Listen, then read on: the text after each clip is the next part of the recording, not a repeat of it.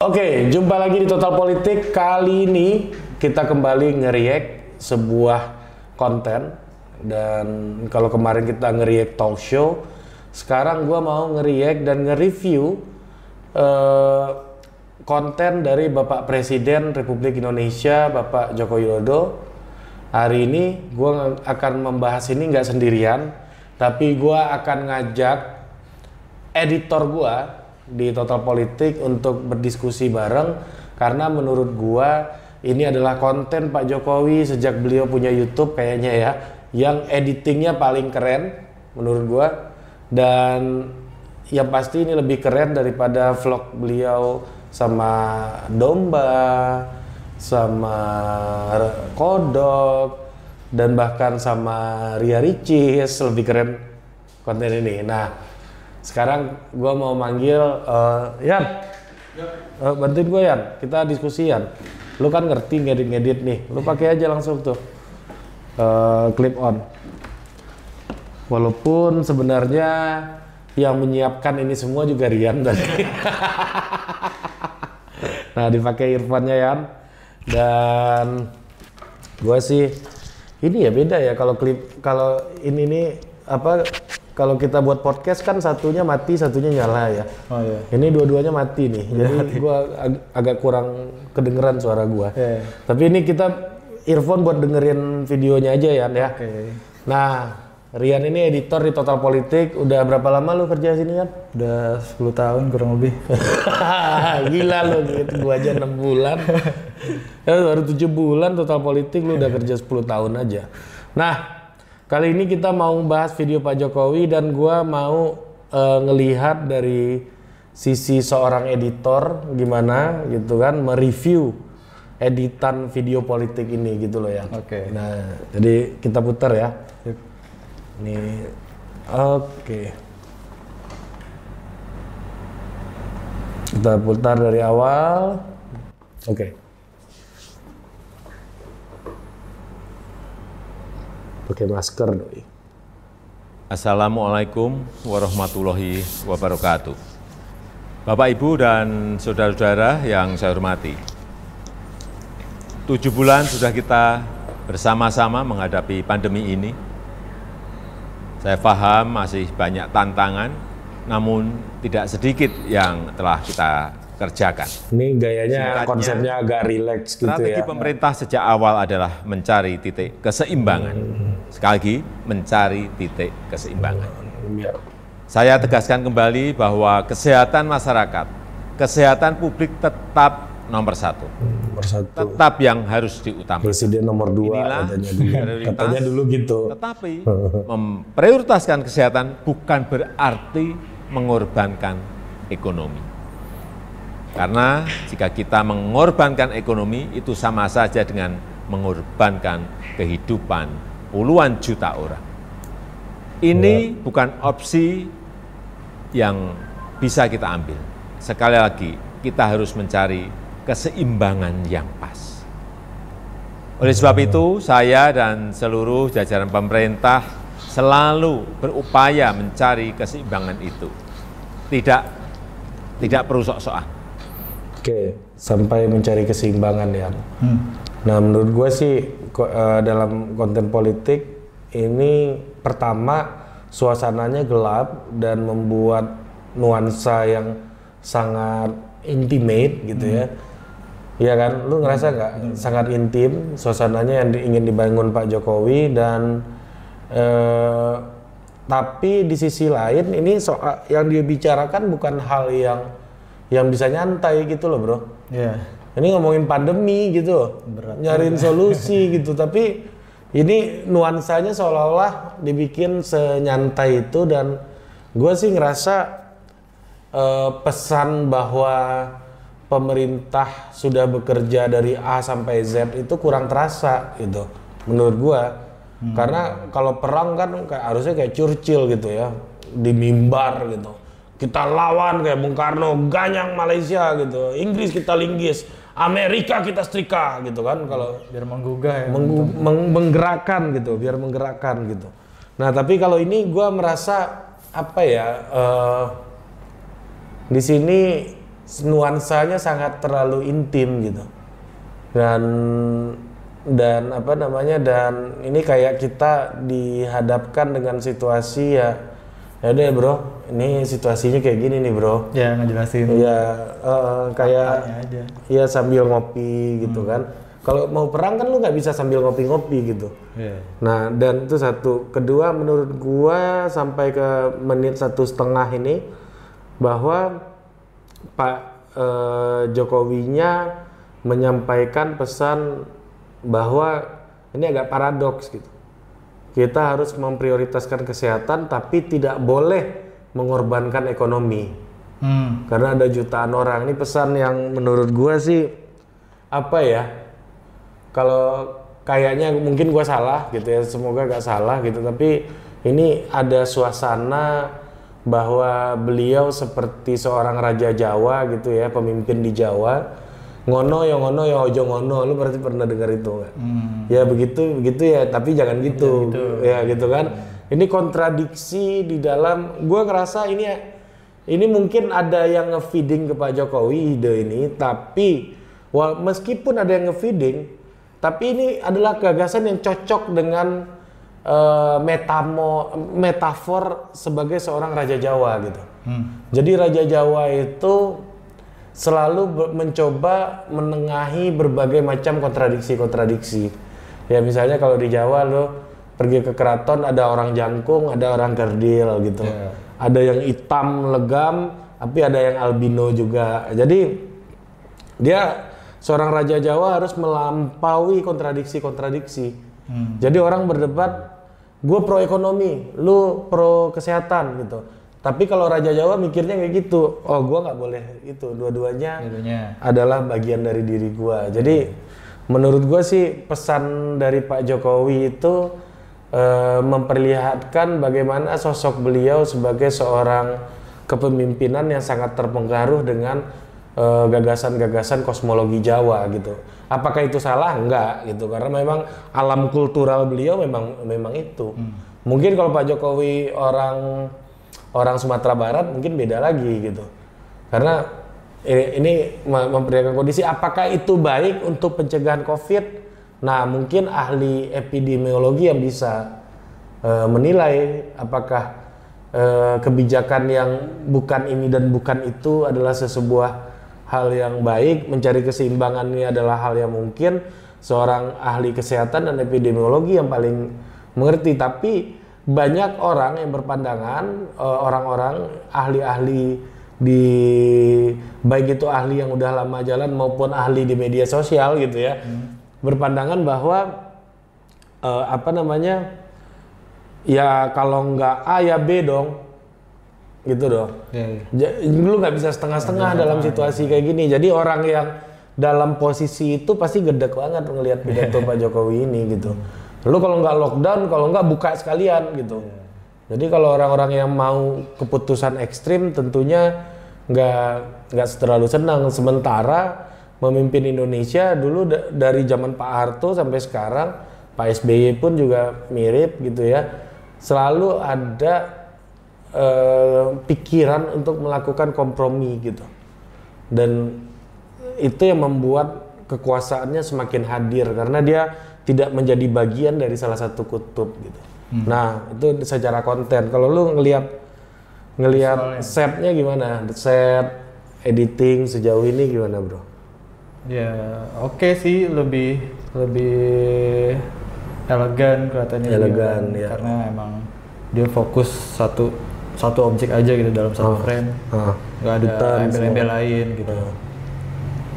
Dibanding sama video-video dia yang ngasih main sama kambing gitu kan. Kayaknya ya.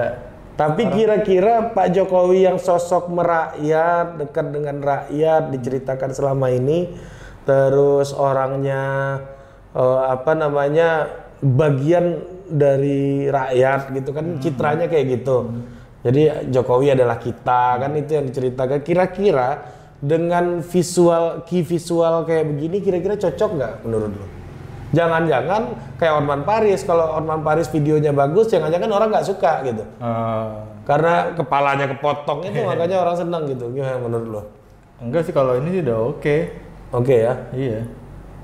Nggak ada mengurangi makna dari brandingnya dia sebagai seorang tokoh yang merakyat gitu menurut lo? Kalau soal image dia yang kelihatannya merakyat sih, mungkin ada di video-video yang lainnya iya. Oh, tapi untuk khusus video ini untuk pembeda itu nggak masalah menurut lo, nggak mengurangi kesan itu ya? Tergantung dari apa yang disampaikan juga sih sebenarnya. Nggak sejauh ini. Kalau di video ini sih ya nggak terlalu kelihatan sih. Nggak terlalu kelihatan kalau beliau merakyat gitu ya, tapi memang sosok yang elegan gitu. Iya, lebih nonjolin Nah, ini elegan. menarik nih, gue nggak kepikiran itu tuh, gara-gara lu ngomong itu gue jadi kepikiran. Ini bukan secara konten mungkin sangat Pak Jokowi, tapi visualnya jangan-jangan ini tidak matching dengan apa yang beliau sudah bangun selama ini gitu ya. Kita lanjut ya. Oke. Akan melockdown provinsi, melockdown kota, atau melockdown kabupaten. Karena akan mengorbankan kehidupan masyarakat.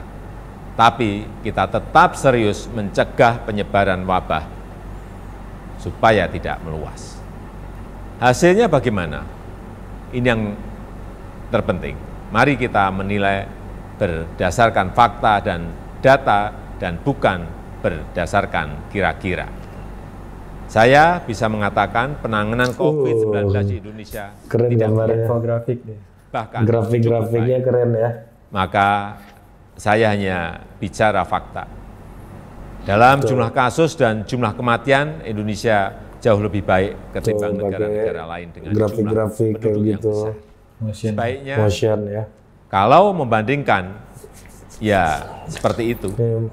Kalau Indonesia dibandingkan dengan negara-negara kecil yang penduduknya sedikit, tentu perbandingan seperti itu tidak bisa menggambarkan keadaan yang sebenarnya. Tapi Dalam gua hal itu ekonomi, kurang setuju sih gua. pencapaian kita juga Kontennya, tidak jelek-jelek perbandingan kontennya, ekonomi kita menurun, ya. perbandingan Betul, itu fakta. daerah kecil harus sama kecil juga Tapi, nggak terlalu setuju gua. Mana Challenge-nya ada negara beda-beda. yang tidak menurun ekonominya. Bahkan ada banyak negara lain yang harus Tuh, memikul grafisnya beban keren ekonomi banget. yang jauh lebih parah. Dibandingkan dengan beberapa negara Asia Tenggara lainnya, misalnya kinerja ekonomi kita masih lebih Ini Vietnam nggak ada. Sekali lagi, ini fakta. Vietnam kayaknya positif tuh. Ini harus kita ambil hikmahnya agar kita juga tetap optimis dan tidak kehilangan harapan. Sekali lagi saya tegaskan, kita harus tetap optimis. Bapak Ibu, saudara-saudara sebangsa dan setanah air, banyak yang telah pemerintah lakukan, banyak sekali macam-macam programnya. Di tengah keterbatasan keuangan negara, saya mengambil Keren risiko ya, untuk mengatasi grafisnya masalah ini. gitu muncul kayak gitu. Angka-angkanya silahkan dilihat sendiri di tampilan yang ada di sini. Memang udah Berapa disengaja ratus triliun untuk dikasih grafis ya, karena Pak Jokowi Kita bilang, kerahkan untuk mengatasi nih lihat nih, di sini wabah udah ditampilin maupun nih. untuk membantu Di warga. storyboardnya udah ada. Kendati demikian, saya juga belum puas. Saya ingin menteri-menteri lebih baik lagi dalam bekerja, mencari program yang lebih tepat sasaran. Semua harus terus kita perbaiki. Masih banyak kerja keras yang perlu kita kerjakan. Kita harus terus melakukan penyesuaian kebijakan, mencari yang lebih baik. Masyarakat jangan ragu untuk melapor. Menteri Dalam Negeri telah saya perintahkan untuk terus mendorong pemerintah daerah membuka keran-keran aduan atau masukan untuk perbaikan kebijakan ke depan.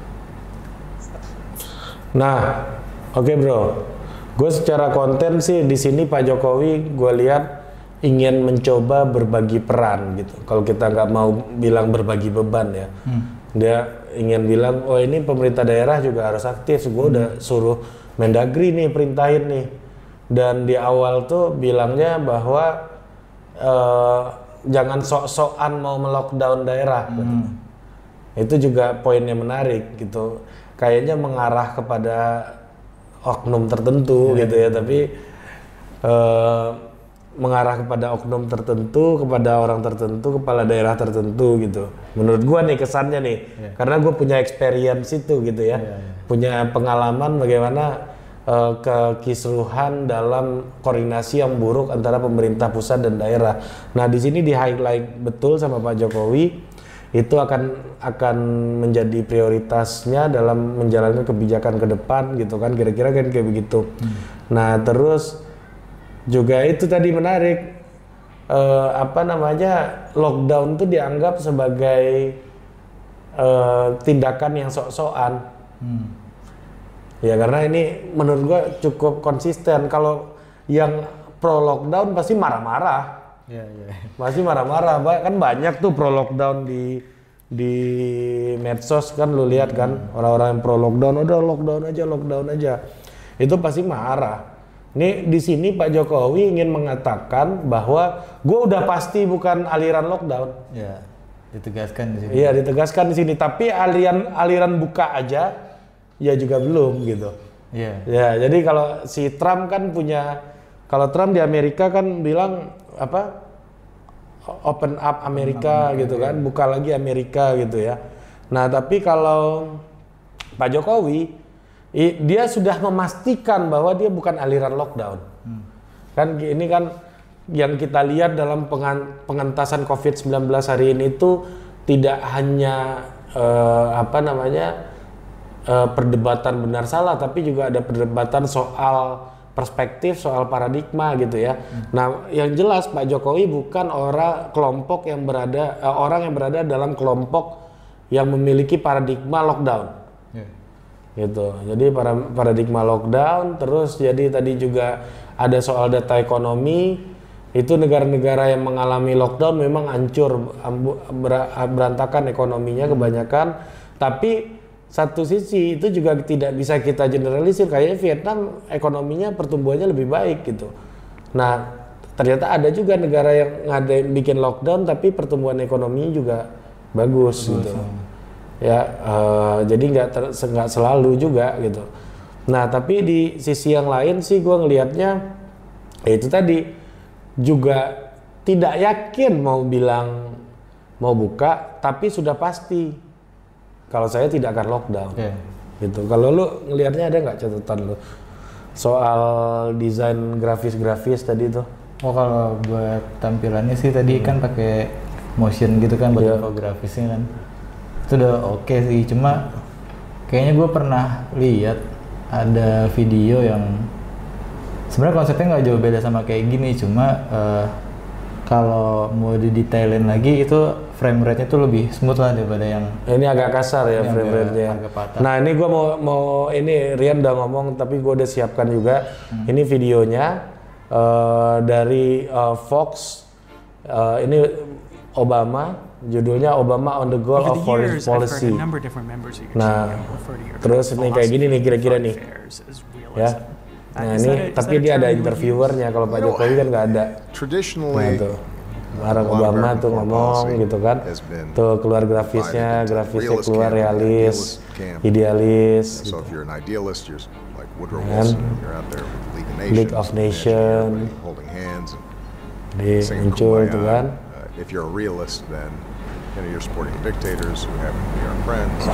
Kayak gini kan sama ya, gayanya sama ya. Nih ini gayanya sama banget sama Pak Jokowi videonya. Coba kita lihat tuh kan mulai muncul tank-tank gitu. Kalau ini kan lebih halus ya. Tuh. Oh iya ya. Oke ini kira-kira kalau bahasanya netizen video yang anti Pak Jokowi, terutama ini video nyontek ini ya. Ya kalau anti Jokowi. Iya anti Jokowi, tapi buat gua sih selalu gitu, meniru kebaikan tuh nggak apa-apa bro. Pasti ada referensi lah Mas. Iya dan gua pun melakukan apapun yang gua lakukan hari ini itu meniru banyak kebaikan orang lain sebenarnya. ketemu Panji, ketemu ini, ketemu itu, gitu kan, ketemu Coki, jadi gue sampailah dengan apa yang gue kerjakan hari ini, gitu. Ya ini menurut gue meniru kebaikan ini, dan hal baik kalau ditiru dan diperbanyak juga nggak apa-apa. Tapi ya itu tadi ya, secara desain grafis, gue merasa visualnya belum sehalus yang dibikin sama Fox apa gitu yang bikin tidak sehalus itu kira-kira menurut lo? Ya mungkin dari frame rate videonya nggak tinggi gitu. Kalau ini kan pergerakan grafiknya juga kan lebih halus dan lebih gerak ya, lebih hidup ya, dan lebih menyatu gitu sama videonya, nggak ngambang banget. Ya, kalau ini agak nempel-nempel ya. Iya. Ini siapa? Ini editor Istana ini ya. Tapi oke lah. Iya oke, kerjanya keren ya, editor Istana gokil ya. Ya gokil di editor Istana. Kita juga kalau mau bikin video kayak gini mungkin seminggu kali ya. Iya bisa. Seminggu ya. Ini editor Istana mungkin gua rasa karena udah masuk Istana bisa 2 hari nih kayaknya ya bikin kayak gini nih. Ya, kalau nggak selesai dalam 2 hari di reshuffle.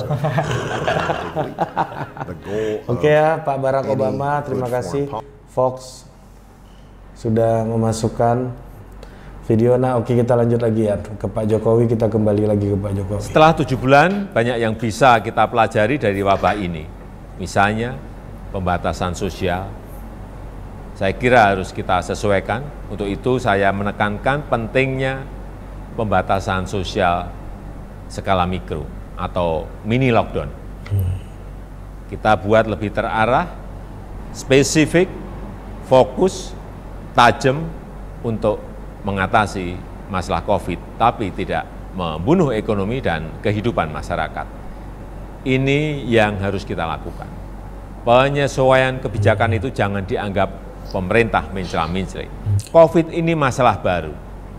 Seluruh dunia juga sama, belum ada negara yang berani mengklaim sudah menemukan solusi yang terbaik. Tiap negara juga berbeda-beda masalahnya, berbeda cara dalam menanganinya. Jadi kita pun harus terus menyesuaikan diri, mencari cara terbaik yang paling cocok dengan situasi kita. Sekali lagi, pencapaian kita sejauh ini tidak buruk. Angka-angkanya jelas, tapi jangan membuat kita terlena. Kita harus waspada, kita harus tetap kerja keras. Wabah ini jangan diremehkan, ini realita. Tapi jangan membuat kita pesimistis. 7 bulan ini Indonesia membuktikan mampu mengatasi masalah. Belum sempurna, ya, tapi bisa kita perbaiki bersama-sama. Mengatasi pandemi ini memang sulit, memerlukan kerja keras bersama, dan saya yakin kita akan dapat melakukannya. Yang penting, dalam situasi seperti ini, jangan ada yang berpolemik, dan jangan ada yang membuat kegaduhan-kegaduhan. Bapak, Ibu, dan saudara-saudara sebangsa dan setanah air, tentunya apresiasi saya sampaikan kepada dokter, perawat, tenaga medis, TNI, Polri, ASN, dan juga para relawan. Namun, tidak kalah pentingnya adalah peran serta masyarakat untuk berubah, menyesuaikan diri, menaati protokol kesehatan, lakukan dengan disiplin 3M, memakai masker, menjaga jarak, mencuci tangan. Kalau kata dokter tetap optimis. Dokter Tirta makan, kata 3M. Saya percaya jika kita menikmati makanan, katanya. Kalau nggak bisa makan gimana? Saling mengingatkan satu sama lain, kita akan mampu melalui masa-masa sulit ini. Semoga Allah SWT, Tuhan yang Maha Kuasa, meridhoi dan memberkati segala upaya yang telah dan akan kita lakukan bersama-sama sehingga dapat keluar dari krisis ini. Terima kasih. Wassalamualaikum warahmatullahi wabarakatuh. Oke, lagi maskernya. Oke ya, gimana ya? Kalau gue sih ngelihat satu lagi ini ya dari sisi shoot ya. bahwa ada upaya memperlihatkan raut wajah lelah, raut wajah yang mulai makin menua gitu ya dari Pak Jokowi, dari zoom in kameranya ya, di detail ya, dan memperlihatkan bahwa dan mencoba, kan pesannya terakhir tuh agak cocok tuh, mencoba untuk meyakinkan publik kalau kita ini udah bekerja sebisa kita gitu. Kalau hasilnya jelek ya semua orang juga jelek, tapi kalau apa yang kita udah bisa kerjakan ya tapi hasilnya ya nggak terlalu buruk lah kita gitu kan, pesan selanjutnya yang beliau keluarin. Tapi tadi yang juga menjadi hal yang mengganggu buat gua adalah argumen tidak bisa membandingkan Indonesia dengan negara-negara lain gitu, yang lebih kecil harus sama-sama besar ya. Tapi ya itu tadi gue sempat singgung ke lu, karena negara yang ini pakai logika aja ya, negara yang besar challenge-nya pasti beda sama negara yang kecil, ya kan?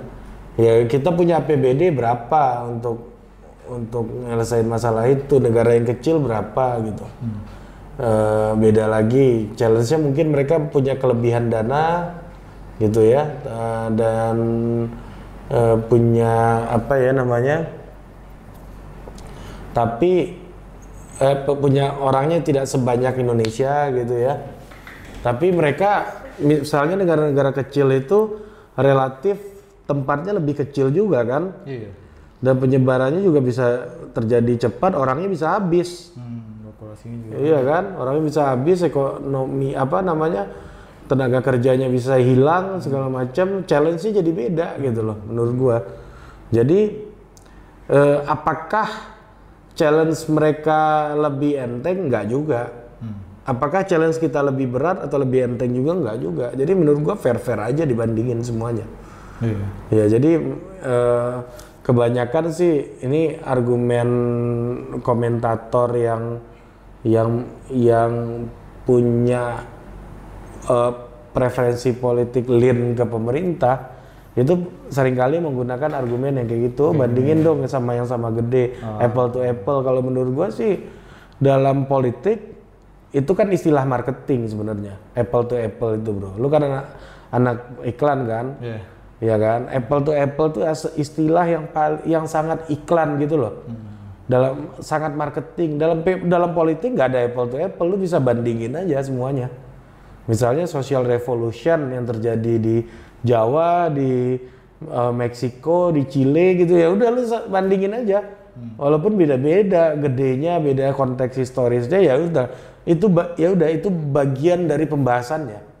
Ya nggak apa-apa dibandingin. Nah, tapi kalau dalam konteks marketing, ya lu bandingin apple to apple dong, barang gua yang harganya juga yang sama dong gitu kan. Biar setiap produk itu memiliki segmennya masing-masing gitu. Tapi kalau dalam membaca data ya bandingin aja semuanya. Kayak Amerika juga bikin International Democracy Index gitu misalnya kan. Ya itu untuk membandingkan seluruh dunia, mau itu negara kecil mau itu negara besar nggak masalah. Yang mana itu challenge-nya memang beda-beda, tapi ya harus diakui gitu. Ketika dia negara kecil dia lebih bisa mengatasi itu gitu. Ya kalau menurut gue ya kayak negara kecil yang hancur ada juga bro gitu. Ya kan, negara besar kayak China cepat recovery-nya, sekarang positive rate-nya nggak seberapa juga ada gitu. Nah terus satu lagi tadi menggunakan argumentasi lebih banyak yang sembuh. Sembuh itu kalau di COVID memang datanya seluruh dunia memang ya sembuh lebih banyak bro, yang pulih memang lebih banyak gitu. Jadi kalau istilahnya itu too good to be true gitu. Yang disampaikan Pak Jokowi memang hal yang paling pasti benar aja gitu, karena datanya seluruh dunia ya memang yang pulih lebih banyak. Pasti. Iya, pasti lebih banyak daripada yang meninggal. Nggak hanya di Indonesia gitu. Jadi semua daerah itu sama, artinya nggak ada pengaruh treatment dari policy, dari kebijakan pemerintah terhadap orang yang sembuh gitu. Tapi kalau orang yang meninggal ada gitu kan, ya kan, mungkin akses kesehatannya kurang segala macam gitu ya. Ada juga orang yang positif di karantina mandiri positif negatif sendiri gitu loh. Jadi beda-beda gitu. Ya dia karantina mandiri kan nggak ada treatment pemerintah di situ. Iya kan sendiri dia di rumahnya. Isolasi mandiri. Iya karena dia udah punya knowledge, sudah punya pengetahuan dari mana-mana, dia bisa menyebarkan virus dia di rumah aja gitu. Gimana menurut lo nih video ini? Kalau gue kan karena yang bisa gue nilai itu dari tampilannya aja.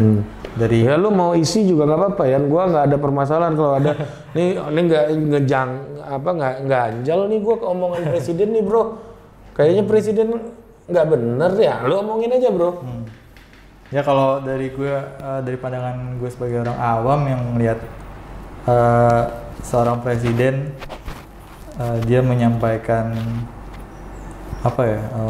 fakta dan data dari COVID ini, menurut gue kurang kurang greget aja gitu. Iya, maksudnya betul. nggak yang bener-bener kayak kita nontonnya tuh iya benar. Beliau ngomong optimis itu, sementara kita nggak mendapatkan suasana optimis dari video ini gitu. Nggak ada chemistry-nya gitu. Iya. Chemistry-nya kurang ya. Chemistry-nya kurang. Ya mungkin juga sih gue ngerasa ini memang keren. Tapi ini nggak Pak Jokowi banget kayak kita bilang di awal tadi gitu loh bro.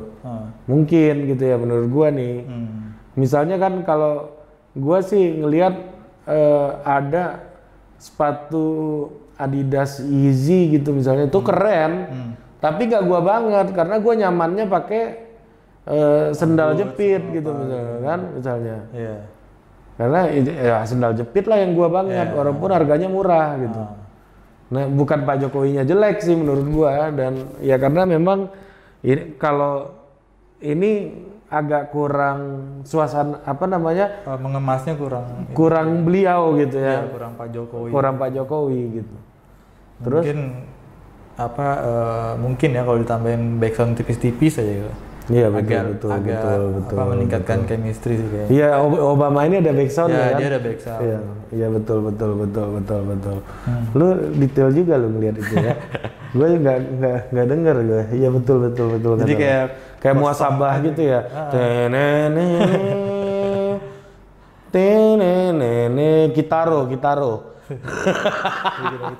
Kitaro.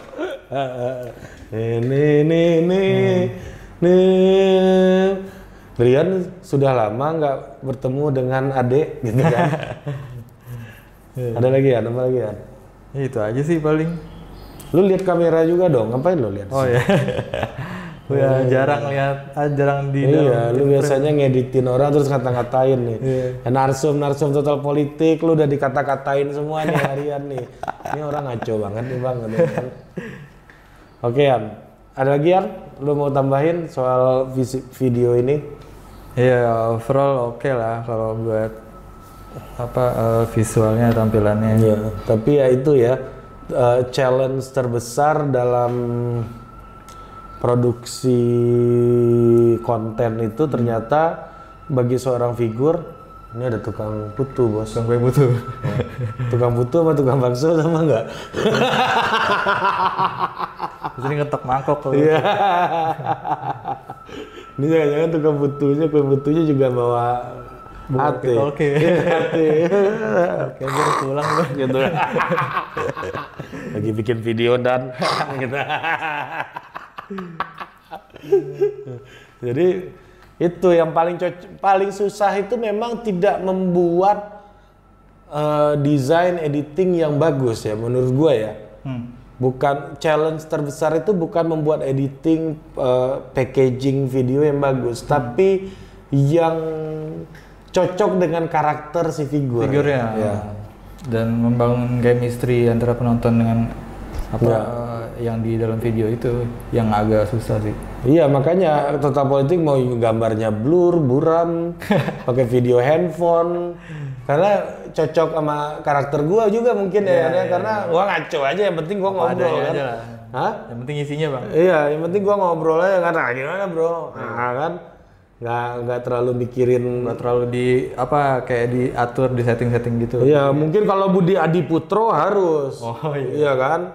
Dengan tampang karismatik gitu kan dia kan.